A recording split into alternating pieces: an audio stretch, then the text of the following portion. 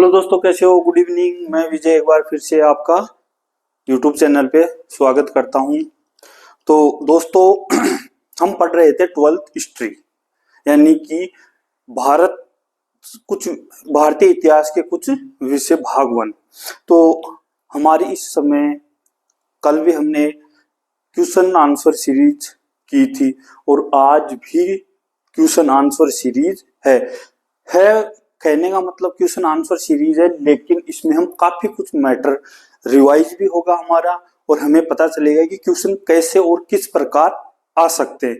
तो मैंने पूरी कोशिश की है कि इसमें आपको ज्यादा से ज्यादा मैटर कवर हो और ज्यादा से ज्यादा समझ में आए और क्वेश्चन की प्रकृति के बारे में आप समझ सको। तो दोस्तों अब टॉपिक की तरफ बढ़ते हैं। तो क्लास 12 हिस्ट्री महत्वपूर्ण प्रश्न हड़प्पा सभ्यता पार्ट 3, यानी कि जो सीरीज हमारी चल रही है क्वेश्चन आंसर की, उसका ये 3rd पार्ट है। इस तरह एग्जाम तक कंटिन्यू ये पार्ट चलते रहेंगे बिना रुकावट के। सप्ताह में 2 दिन हो सकते हैं, 3 दिन भी हो सकते हैं, जरूरत महसूस हुई तो 5 दिन भी कर सकते हैं। तो मेरा मकसद है कि आपको एक सही दिशा, यानी कि जो भविष्य में भी काम में आए। ये एग्जाम तक हमें सीमित नहीं रहना है, एग्जाम से बाहर भी निकले तो हमारे काम में आए। तो चलो अब क्वेश्चन की तरफ चलते हैं। पहला क्वेश्चन है, भारत का प्रारंभिक धार्मिक ग्रंथ कौन सा है? क्या है दोस्तों क्वेश्चन? भारत का प्रारंभिक धार्मिक ग्रंथ।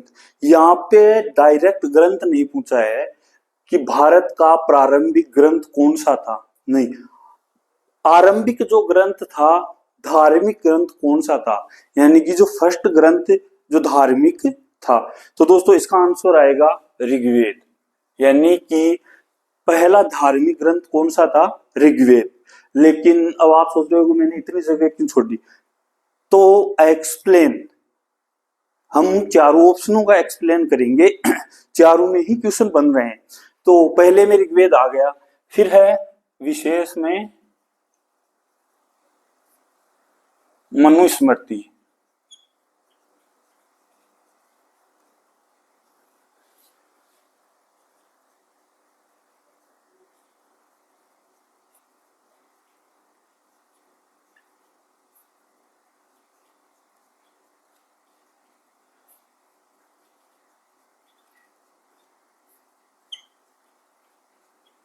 तो दोस्तों क्या है मनुस्मृति? क्या है? भारत का प्रथम प्रसिद्ध विधि ग्रंथ, यानी कि ग्रंथ और भी थे लेकिन प्रसिद्ध जो विधि ग्रंथ था प्रथम, वो यही था मनुस्मृति। फिर है जातक कथाएं, ये भी इंपॉर्टेंट है।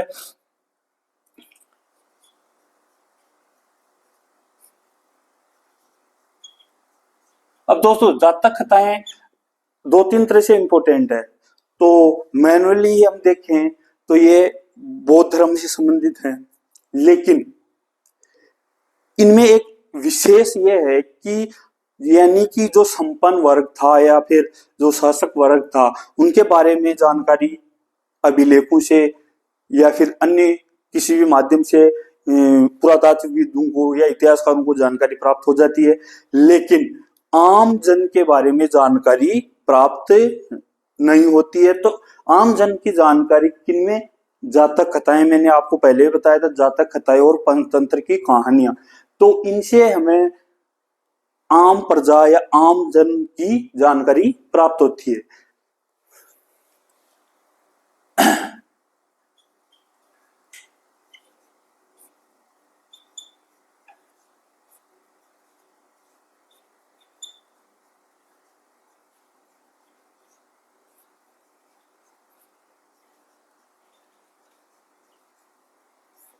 फिर है हर्ष चरित्र,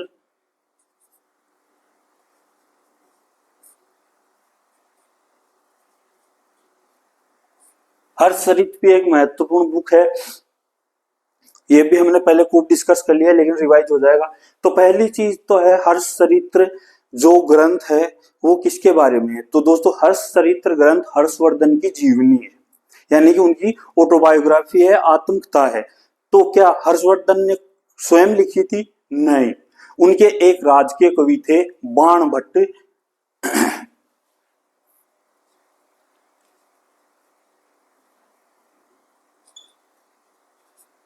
बाणभट्ट। और इसमें विशेष क्या है, हर्षवर्धन की जीवनी।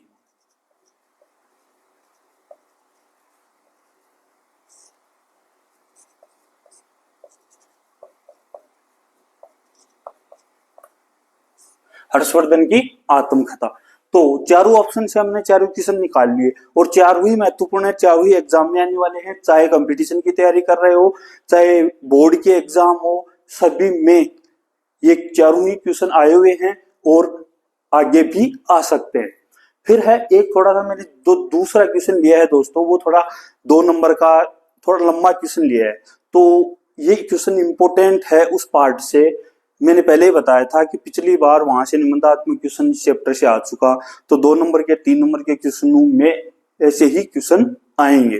तो इसको एक्सप्लेन करते हैं। तो दोस्तों क्वेश्चन क्या है, हड़प्पा निवासियों का किन देशों से संपर्क था, या फिर क्वेश्चन को घुमाए, हड़प्पा सभ्यता में किन देशों या किन स्थानों पर व्यापार होता था। तो इसमें हमें एक लेख को आधार मानेंगे। तो दोस्तों आंसर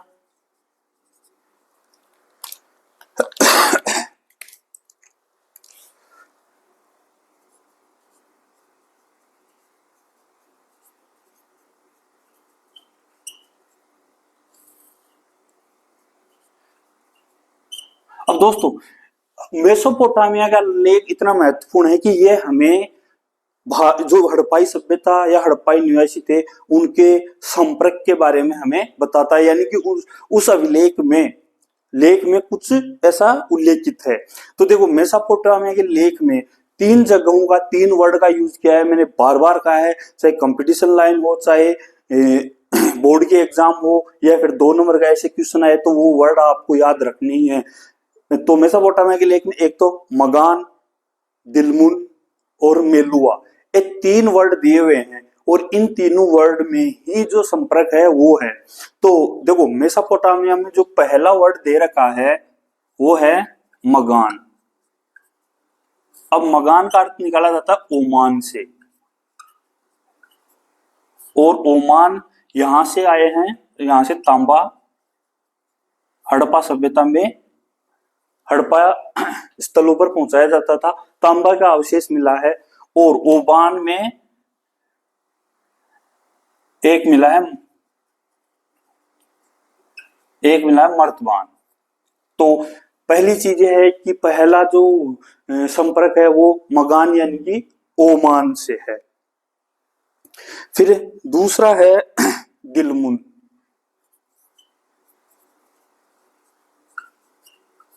तो दिलमुन शब्द किसके लिए प्रयोग किया गया है, बहरीन द्वीप के लिए। तीसरा वर्ड है मेलुहा, ये किसके लिए प्रयोग किया गया है, हड़प्पाई क्षेत्रों के लिए।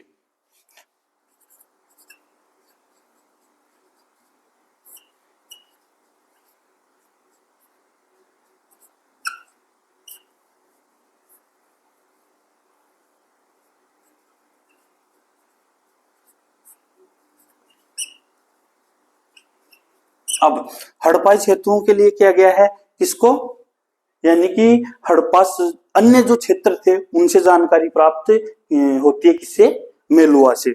अब देखो मेलुहा से ये क्या क्या चीजें मंगवाते थे या उत्पाद प्राप्त करते थे। तो देखो मेलुहा से आता था एक तो कार्नियल, कल हमने चर्चा की थी, कार्नियल एक पत्थर था। दूसरा है लाजवर्द मणि,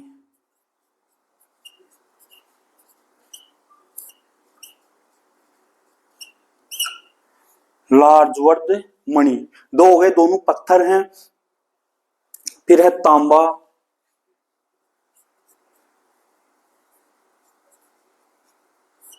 सोना, तांबा, सोना और लकड़ी।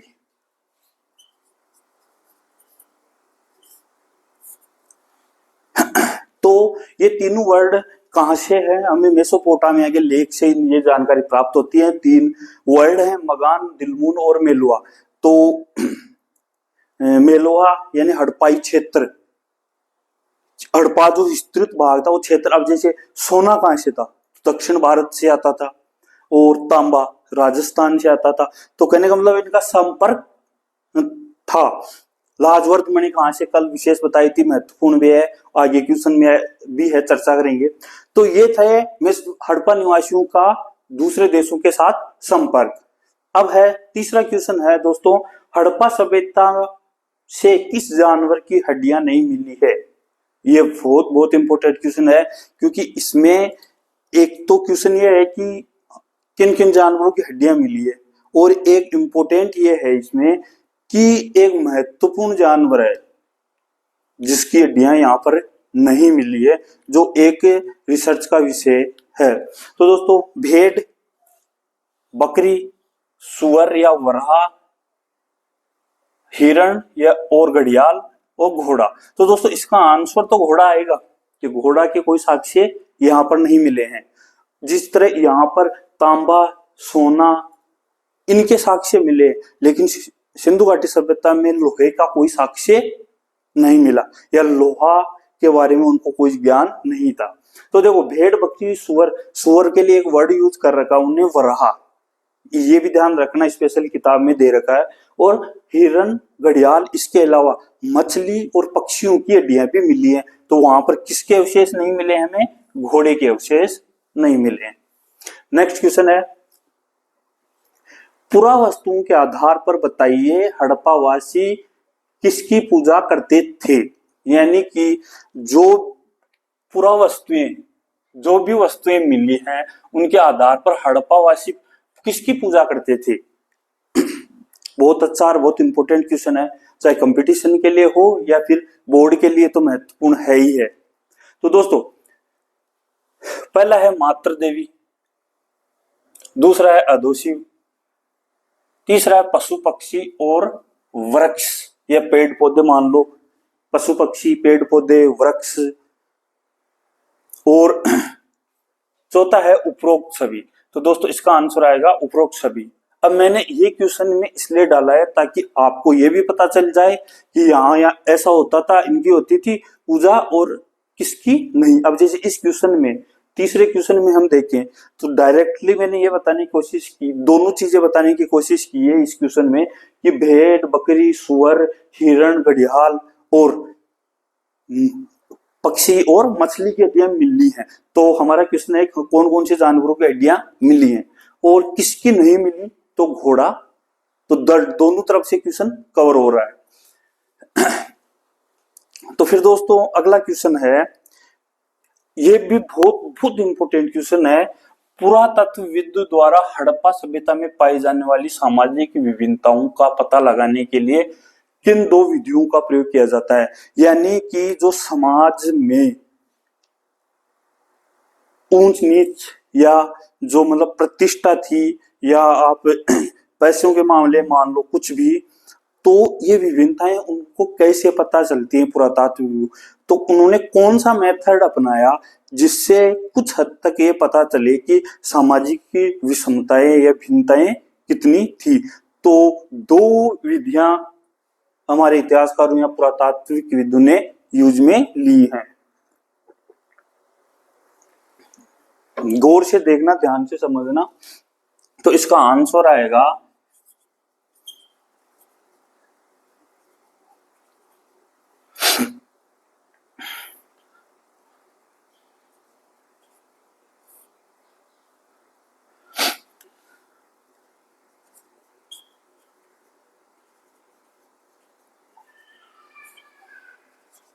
पहला है समाधानों का अध्ययन। अब दोस्तों समाधानों का अध्ययन का मतलब हो गया कि जो डेड बॉडी थी उसको दफनाने का, क्योंकि यहाँ पर दफनाने का उस समय रिवाज था, जलाने का नहीं था, तो उनको दफनाया जाता था।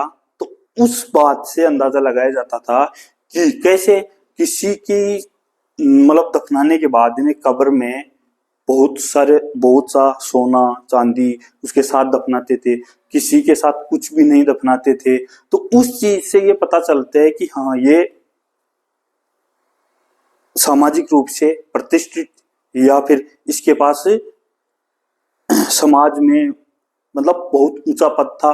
तो उससे समाधानों से पता चलता है कि सामाजिक स्थिति क्या थी। फिर दूसरा है उपयोगी व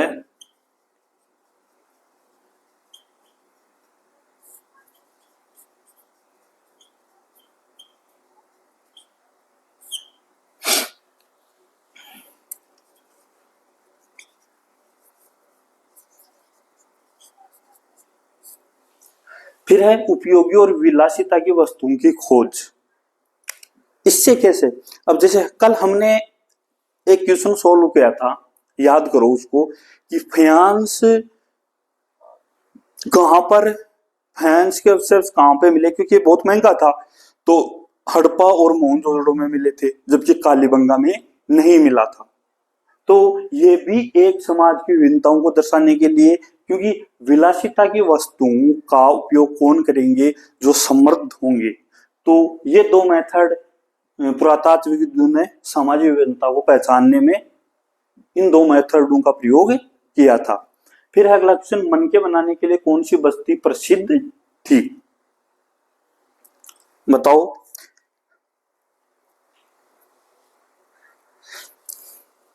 बनावली, सूरतगई, धोलावीरा और चनुंदड़ो। कौन सी ये देखो, मन के बनाने के लिए कौन सी बस्ती प्रसिद्ध थी।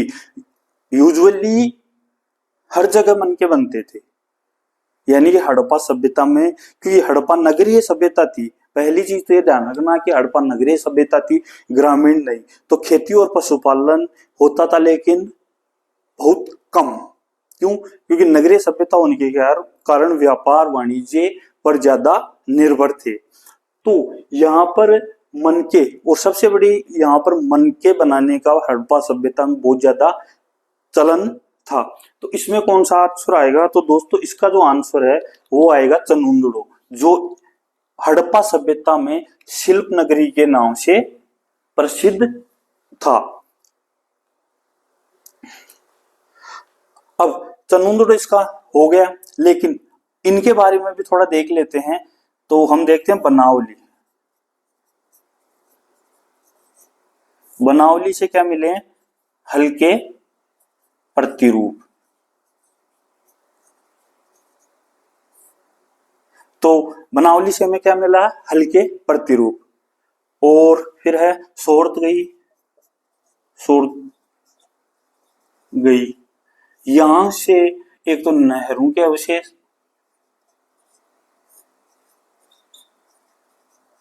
नहरों के साक्ष्य, प्लस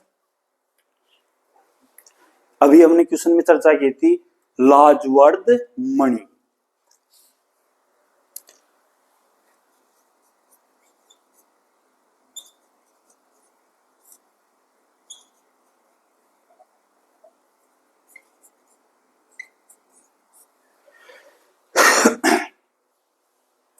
दोनों चीजें कहां से मिली है, सूरतगई से। फिर है धोलावीरा। धोलावीरा से भी कुछ ऐसा मिला होगा इंपोर्टेंट। तो धोलावीरा से मिला है क्या, जलाशय, जो हमने कृषि के तरीकों के, उपज बढ़ाने के तरीकों के बारे में देखा था। तो मतलब जलाशय के साक्ष्य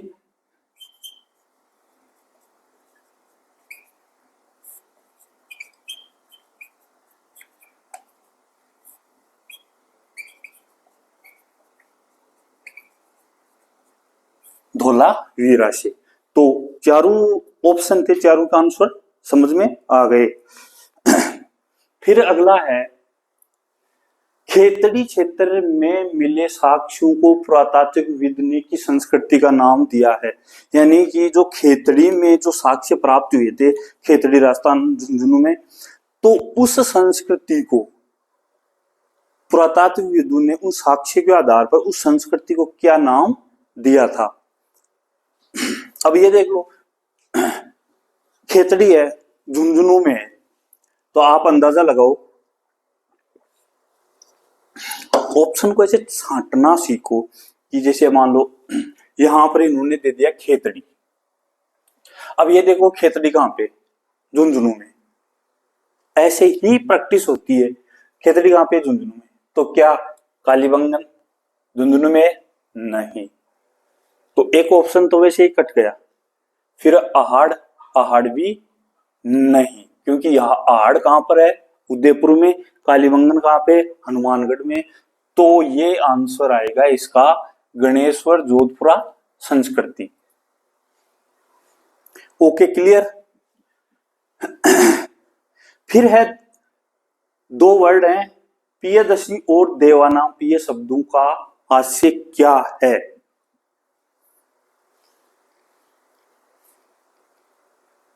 बताइए।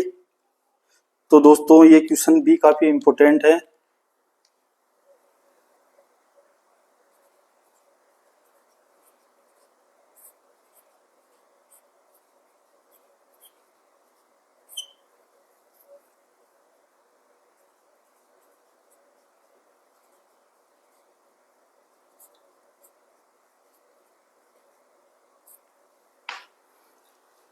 अब बताओ, पियदर्शी का मतलब है दिखने में सुंदर, और देवानाम पिय का अर्थ हो गया देवताओं का प्रिय। तो यहाँ पर ये कंफ्यूज मत होना, जब एग्जाम में दोनों वर्ड आए तो देखना देवानाम यानी कि देव शब्द आ रहा है, तो उसका तो मतलब हो गया देवताओं का प्रिय, और इसका फिर देखने में सुंदर आ जाएगा। और अब ये दोनों वर्ड हमने देख लिए, तो अब हमें देखना है कि दोनों वर्ड किसके लिए प्रयोग किया गया है। तो दोस्तों ये दोनों शब्द अशोक के लिए।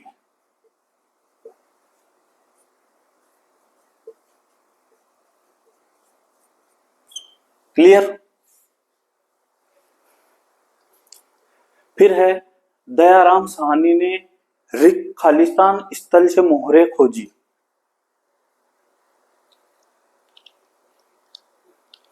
बताइए। तो दयाराम साहनी ने कहां से, हड़प्पा से मोहरे खोजी। फिर है राखलदास बनर्जी ने खालिस्तान स्थल से मोहरे खोजी।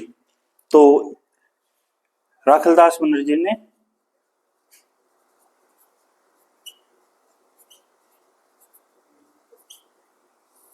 मोहनजोदड़ो। अब दोस्तों इस क्वेश्चन का मकसद यह है कि दयाराम साहनी जब भी हड़प्पा सभ्यता का उत्खनन के बारे में या खोजकर्ता के बारे में आएगा तो दयाराम साहनी ही होगा। और राखलदास बनर्जी का संबंध किससे, मोहनजोदड़ो से। ये ऑब्जेक्टिव में आए, रिक्तस्थान में आए, किसी में भी आए, तो ध्यान रखना दयाराम साहनी का संबंध हड़प्पा से था और राखलदास बनर्जी का था मोहनजोदड़ो से। फिर लास्ट क्वेश्चन है जैन व बौद्ध ग्रंथों में उल्लेखित महाजनपदों के नाम। देखो ये क्वेश्चन मैंने इसलिए डाला है कि अपनी एनसीईआरटी है चैप्टर नंबर 2, तो उसमें ये क्वेश्चन मतलब जो महाजनपदों के नाम उल्लेखित हैं वो नाम दे रखे हैं।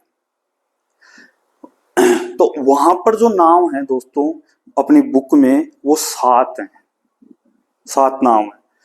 और मैंने भी आपको पढ़ाया है, गुरुजनों ने भी आपको बताया है स्कूल में। तो उसमें एक आया कि बौद्ध और जैन ग्रंथों में 16 महाजनपदों का उल्लेख है, यानी कि प्रारंभिक बौद्ध एंड जैन ग्रंथों में यही पढ़ा है। लेकिन यहाँ पर 7 का ही नाम दे रखा है। क्यों? क्योंकि देखो हर ग्रंथ में अलग अलग डिफरेंट नाम दे रखे हैं, लेकिन ये जो 7 नाम है ये सब में सिमिलर हैं। तो ये 7 कन्फर्म है और बाकी हर ग्रंथ में अलग अलग नाम मिल रहे हैं, तो लेकिन ये 7 सेम है। तो इसलिए इन्होंने बुक में भी 7 के नाम डाल रखे हैं। तो 7 कौन से थे? तो दोस्तों पहला वज्जी, दूसरा मगध, कौशल, कुरु, पांचाल, गांधार, अवंती। ये 7 नाम हैं जो किताब में दे रखे हैं।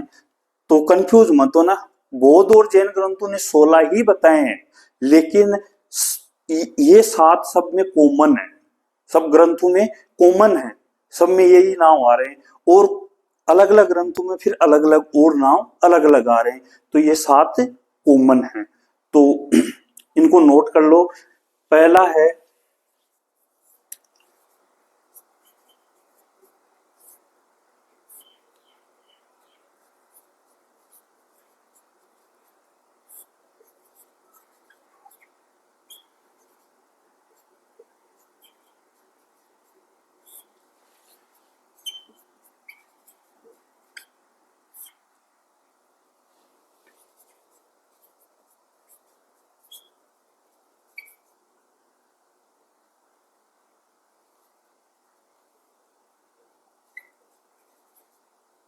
हो गए 7, 1 2 3 4 5 6 7। तो दोस्तों ये 7 स्पेशली अपनी बुक में भी दे रखा है, और इन 7 के नाम पर प्रत्येक ग्रंथ में सिमिलरिटी है। तो ये आज के लिए 11 क्वेश्चन थे, कैसे लगे कमेंट करके बताना। बाकी मैंने सिर्फ आपसे आधा घंटा मांगा है हिस्ट्री के लिए, एग्जाम तक हिस्ट्री को पूरी को छान देंगे हम चाय की तरह, कहीं से भी कोई भी क्वेश्चन आओ कोई प्रॉब्लम नहीं होगी, लेकिन जुड़ना आपको है। तो आज के लिए बस इतना ही। कल हम बौद्ध धर्म को जो चैप्टर 4 में है उसको कंप्लीट करेंगे, फिर उसके बाद में 2 दिन क्लास लेंगे, 1 दिन इस तरह क्वेश्चन सोल्व करेंगे, तो बराबर बैलेंस बना रहेगा।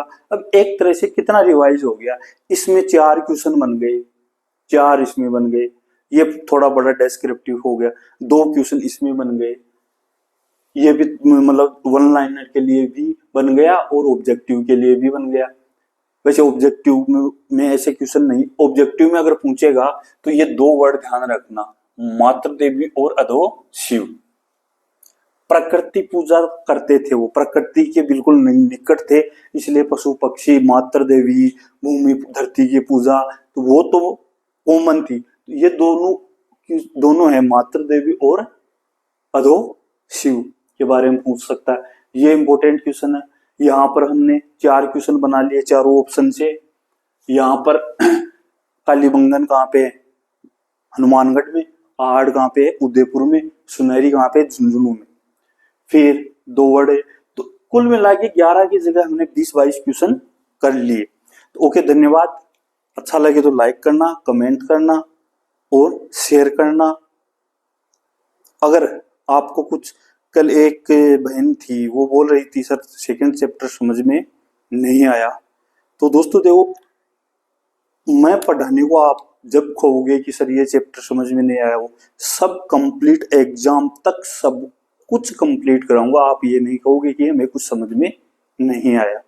लेकिन आपको थोड़ा एकाग्र होके देखना होगा वीडियो को, इसलिए अपनी पढ़ाई को कंटिन्यू अच्छे बेहतर तरीके से कीजिए। मेरा मकसद 2 है, आपको सिर्फ रटाकर बोर्ड के एग्जाम में पास कराना नहीं, समझा कर भविष्य के लिए भी आपको तैयार करना है। क्यों? क्योंकि जैसे आप 12th पास करके कॉलेज में जाओगे, हिस्ट्री आपका सब्जेक्ट रहेगा, 12th के बाद में अमूमन स्टूडेंट कंपटीशन की एग्जाम देने लग जाते हैं, तो वो वहां पर भी यही क्वेश्चन आते हैं।